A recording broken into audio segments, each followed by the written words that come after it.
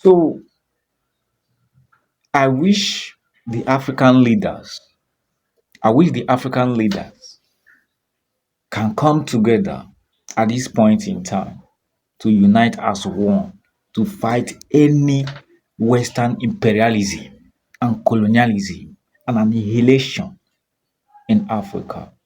Now, recently, South African political juggernaut, in the person of Julius Malema, has vociferously come out to say that America should be step aside, that the gullibility they accepted when America invaded Libya years ago wouldn't be tolerated at this point in time. In the case of Burkina Faso, enough is enough. Let's call a spade a spade. At this point in time, what is happening in Africa, the mediocrity that the Western world wants to enthrone in Africa is visible to the blind and audible to the deaf. We can't be fooled anymore. And Africa is jointly united at this point to conquer any evil altercation that is going to be erupted and instigated by the Western world to Africa. These people come, they live in African resources. They have subjugated and poo every any progress that is that is arising from Africa. They don't want Africa's progress.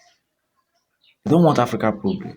So this Michael Langley of Africa, of United States of African Command representative, think that the same political mathematics they adopted before would sell at this point in time. Definitely, it won't. Africans are much more prudent and sagacious at this point in time. Ibrahim Traore is a man that have come to stay. There is nothing that will happen to him. He's a man that is covered by God. These people come when they come before in Libya. That was how they deceived whole lot of Africans because of Libya. Of course, they got Gaddafi annihilated because of Libya's oil. Because Gaddafi was secondly because Gaddafi was intending to unite Africa through one currency, and that was how they annihilated Gaddafi. Now they want to adopt the same stratagem in Burkina Faso, but guess what? We will not allow them at this point in time. We will not allow them at this point in time. And to those African countries that we allow themselves as a scapegoat in this cahoot, in this political chicanery that the West is plotting, they should be much more aware that they are just using them as a scapegoat to get what they want. Because a whole lot of Africans, because even this Michael Langley now is a black American. In other words, his origin is straight to Africa. But look at him. He wants to be used as a black Jesus in Burkina Faso now. He wants to be used. The same way the same way France was trying to instigate ECOWAS to fight against their own blood, against their own Pan-African country, in the case of Niger, Burkina Faso, and Guinea. The same way the France was instigating them.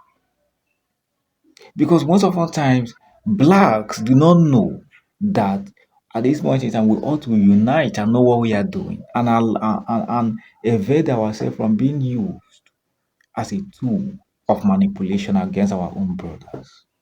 There is a reason why we have Pan Africanism, the voice of Africa. And until we unite together to liberate Africa, to know that Africa has what these people do not have, that the downfall, the poorness of Africa today is the richness of the West, we will realize that what we have, that these people can, that we are the Western world oxygen. They can't live without us. We have all the abundant resources, both human and mineral. That is why they take the best of our brains down there. They take our resources down there so that we keep on subjugating Africa, and keeping us poor. And these were the same people that are preaching democracy to you, preaching Jesus to you, preaching honesty and charity to you, preaching democracy to you. The same people that do not want your growth. Africa must be liberated.